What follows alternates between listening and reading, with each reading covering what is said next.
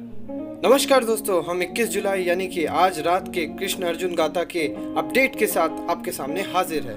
तो आज के दिन की सबसे अच्छी बात यह है दोस्तों कि राधा का भी रोल आपको आज देखने को मिलने वाला है। तो दोस्तों, आज के दिन की एपिसोड की शुरुआत होती है श्री कृष्ण और पांचाल राज के बीच जब बात होती है। श्री कृष्ण कहते हैं कि किस अधिकार से आपने विवाह तय किया, जिस पर ध्रुपद कहते हैं कि मैंने 5 पांडवों में से एक अर्जुन के साथ द्रौपदी का विवाह तय किया था, पर लाक्षागृह में उनके जलने की खबर आने के बाद मैं बहुत ही उदास हो गया। जिस पर श्री कृष्ण का ये कहना होता है कि आपको एक पिता की तरह अपनी पुत्री को देखना होगा, ना कि एक राजा की तरह। जिस पर ध्रुपद की आंखें खुल जाती है और वो कहते हैं कि जैसा श्री कृष्ण आप कहेंगे वैसा ही होगा।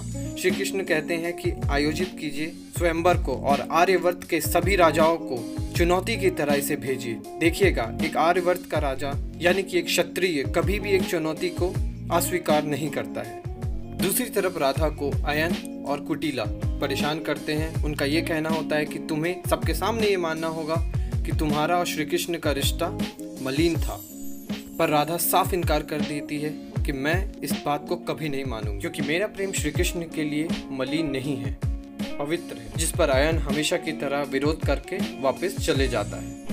तो राधा कृष्ण को याद करती है और श्री कृष्ण हमेशा की तरह प्रकट हो जाते हैं। वो अपने स्थान पर बांसुरी के साथ प्रकट होते हैं और वहीं राधा भी पहुंच जाती है। दोनों के बीच बात शुरू होती है। श्री कृष्ण अपनी बात कहते हैं कि मुझे अपनी राह पे कितने छल और कपट देखने को मिल रहे हैं, मैं बता भी नहीं सकता।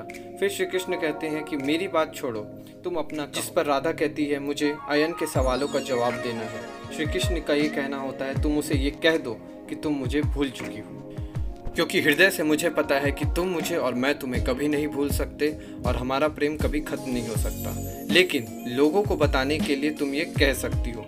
जिस पर राधा कहती है कि नहीं, मैं ऐसा नहीं कर सकती।